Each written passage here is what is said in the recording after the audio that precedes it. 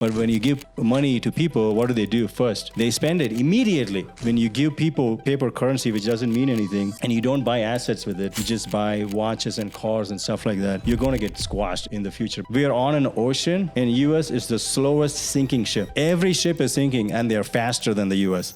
Till 2008, US actually was doing pretty good in terms of money printing and stuff. The feds were not getting involved as much. Okay. So, but then the crisis with the housing crisis happened. When they're giving all these ninja loans, no income, no jobs, and everybody gets their own. Stripper has like 8 loans.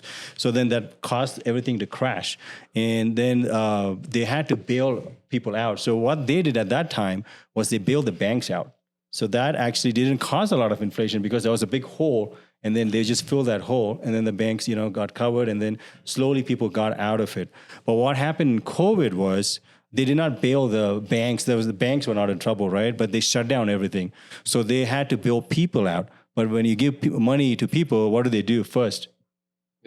They spend it immediately. They spend it, most people, right? But, if we have money, we put it in some stocks, we put it in your investments, stuff like that. But most people spend it. That causes hyperinflation because everybody's going out and spending money. And like what Vivek was saying, we started doing that for a long time, even though the economy was good. That is not a good move. You can't have stuff be very good and also print money and say we're going to help the poor by doing that. Because once you do that, asset prices will inflate, hyperinflate. That's why I remember during those times, I would be like calling you guys like crazy. Just give me freaking money. We need to buy stuff. And everybody was mad. Vivek was mad. JK was mad. I don't know if my family was mad, but everybody was mad because what I was doing was I was reading all these things and I could see this storm going to go nuts, but nobody was seeing it. So I was like, you guys are nuts. So I started buying stuff in that time. And then, the asset prices have gone up. So that's one of the reasons that it's happening is because we print a lot of money and then we bailed a lot of people out. And when you give people paper currency, which doesn't mean anything, and you don't buy assets with it, you just buy watches and cars and stuff like that, you're going to get squashed in the future because you're continuing to make money in paper and you're not holding on to assets that's denominated in that paper. So what I do is why to come back to what you were asking about, why are you so bullish on the US is, I'll give you a very quick analogy. We are on an ocean and US is the slowest sinking ship. And I chose to be on the slowest sinking ship. Every ship is sinking, and they're faster than the U.S. But I never said U.S. is not sinking, but it is the slowest sinking ship by a far. Does it make sense? Okay, Vivek, I have a question for you. Not to take over as interviewer, right? Okay. I agree with the U.S. being a sinking ship.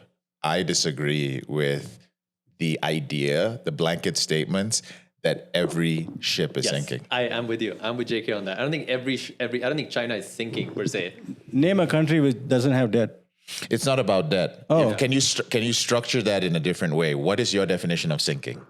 I'm only talking about the countries as an empire. Think of it like an empire, and they're printing money and they're spending, right?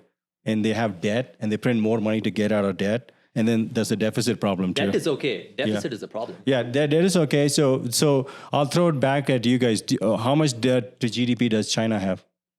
I looked it up last night, so I don't know this like I always know it. Yeah, I don't know. Just random guess. Random guess. No, what is it? 89%. Okay. So they're not in a deficit like Vivek is saying. Well, it's pretty close. It's close. And what do you think US is at? What is it? 120. Okay. It's not like, oh, we're winning, but it's not, it's bad, but it's like, it could be worse. Do you know what's at Japan at? Close to 300% of the GDP. And they've been like that for decades. Okay. What has happened to Japan? I don't know. They're still there. They're still making cool cars. They're still making anime. They still suffered stagflation for over 30 years. They have an aging problem. Yeah, they have an aging problem. The economy didn't grow that much. They have a different set of issues. Yeah.